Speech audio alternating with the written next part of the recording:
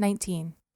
Recommendations of the Assistant Secretary, Indian Affairs Brian Newland.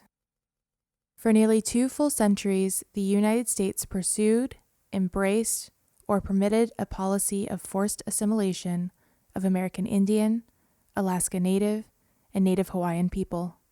The federal Indian boarding school system was developed to target Indian children. To accomplish this policy objective for over 150 years and influence U.S. Indian relations and U.S. Native Hawaiian relations. The department must fully account for its role in this effort and renounce forced assimilation of Indian tribes, Alaska Native villages, and the Native Hawaiian community as a legitimate policy objective. To begin the process of healing from the harm and violence caused by assimilation policy, the department should affirm an express policy of cultural revitalization, supporting the work of Indian tribes, Alaska Native villages, and the Native Hawaiian community, to revitalize their languages, cultural practices, traditional food systems, and to protect and strengthen intertribal relations. To complete the Secretary's objectives of the Federal Indian Boarding School Initiative and to begin the pursuit of this express policy, the Assistant Secretary, Indian Affairs, provides the following recommendations based on the current findings. 1. Continue full investigation. Support Secretary Haaland to authorize further investigation of the Federal Indian Boarding School system to complete a comprehensive review of records under the department's control. Congress appropriated $7 million in new funds through the fiscal year 2022 Consolidated Appropriations Act, Public Law 117-103, to authorize action by the department to expand its investigation of the Federal Indian Boarding School system with funds that are continued as part of the fiscal year 2023 President's request. Conduct several additional critical research priorities, including digitization, examination, and analysis of records from both AIRR and NARA. The BTFA identified 39,385 boxes in AIRR with potentially responsive documents, approximately 98.4 million sheets of paper. Recognize that specific needs and priorities include, but are not limited to, identification and evaluation of available records, such as Indian boarding school facilities and planning documents, enrollment records and vital statistics, correspondence, maps, photographs, and administrative reports that approximate the total number of American Indian, Alaska Native, and Native Hawaiian children that attended federal Indian boarding schools.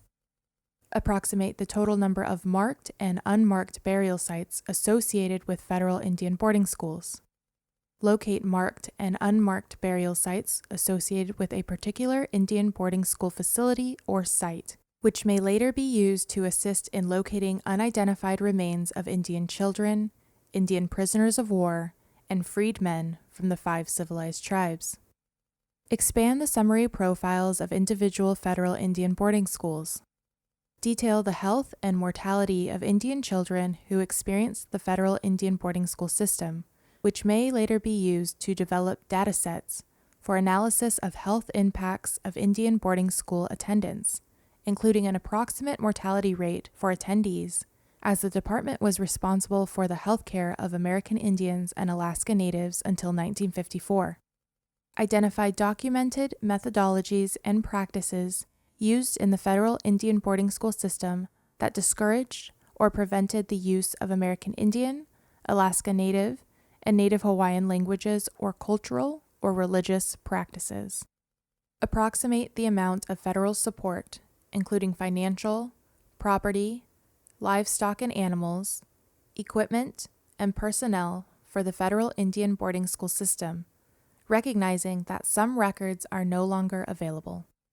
Approximate the amount of tribal or individual Indian trust funds held by the United States in trust that were used to support the federal Indian boarding school system, including to non-federal entities and/or individuals, recognizing that some records are no longer available. Identify religious institutions and organizations that have ever received federal funding in support of the federal Indian boarding school system. Identify states that may have ever received federal funding in support of the federal Indian boarding school system.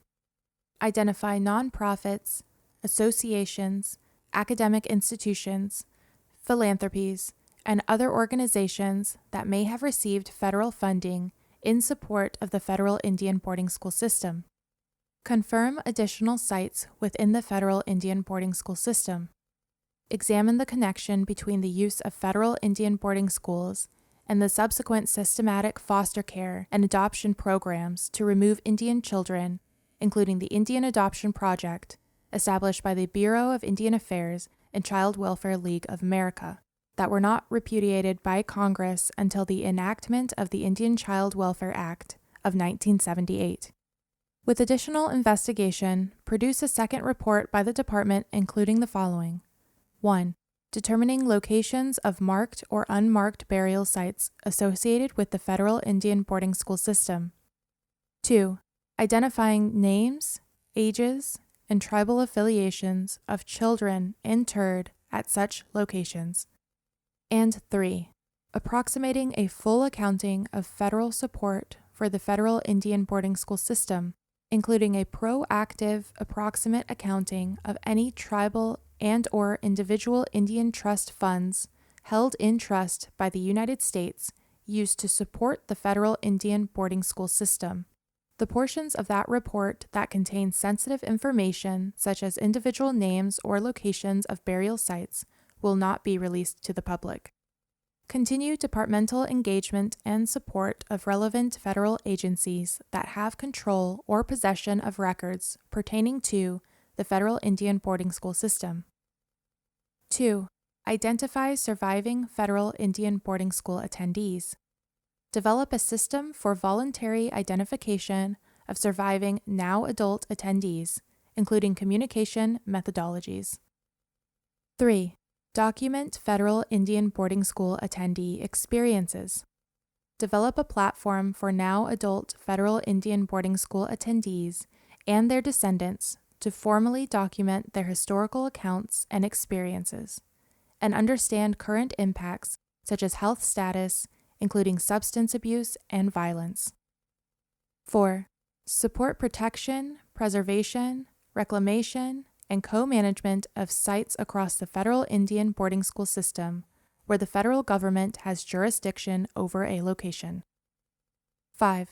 Develop a specific repository of federal records involving the federal Indian boarding school system at the Department of the Interior Library to preserve centralized federal expertise on the federal Indian boarding school system.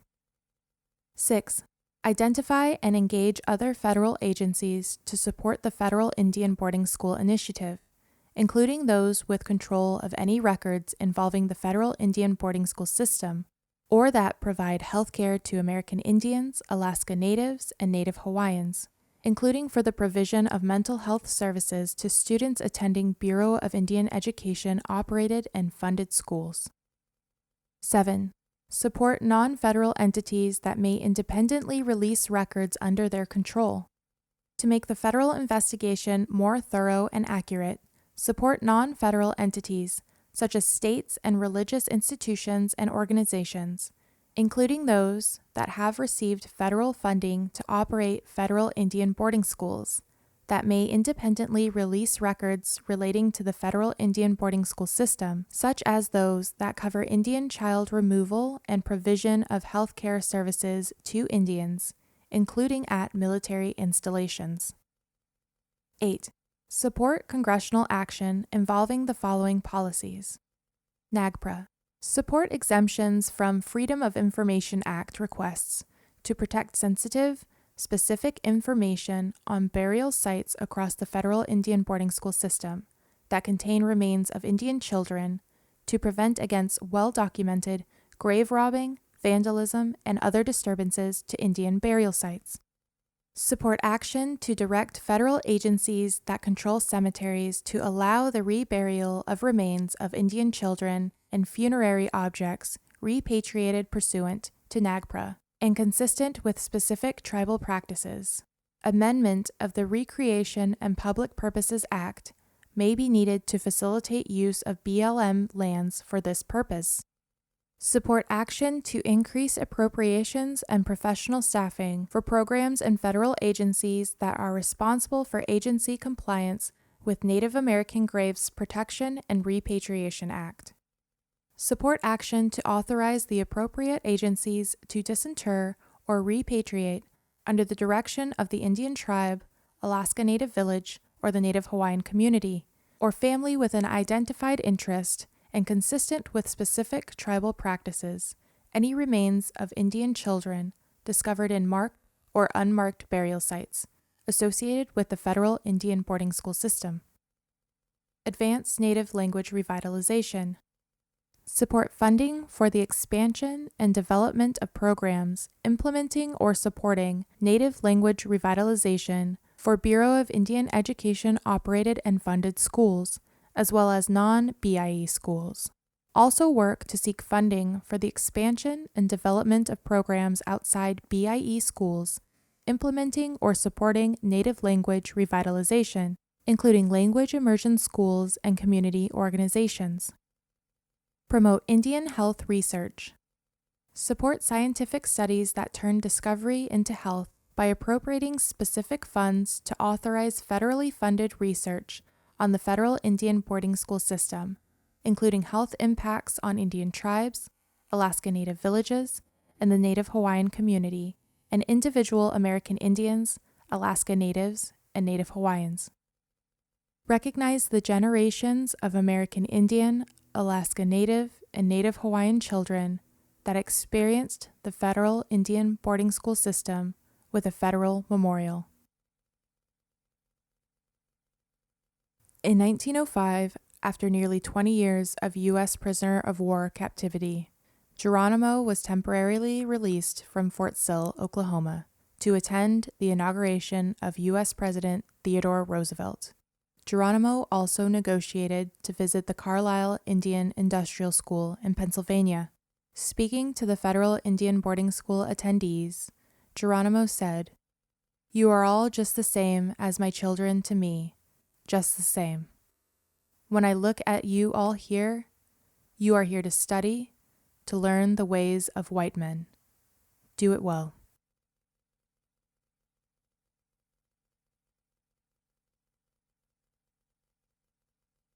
The Office of the Assistant Secretary, Indian Affairs, U.S. Department of the Interior, values the special contributions to this report from the following: the Bureau of Trust Funds Administration, BTFA, the Bureau of Indian Education, BIE, the Bureau of Indian Affairs, BIA, the Department of the Interior Library, the National Native American Boarding School Healing Coalition, NABS, National Archives and Records Administration, NARA,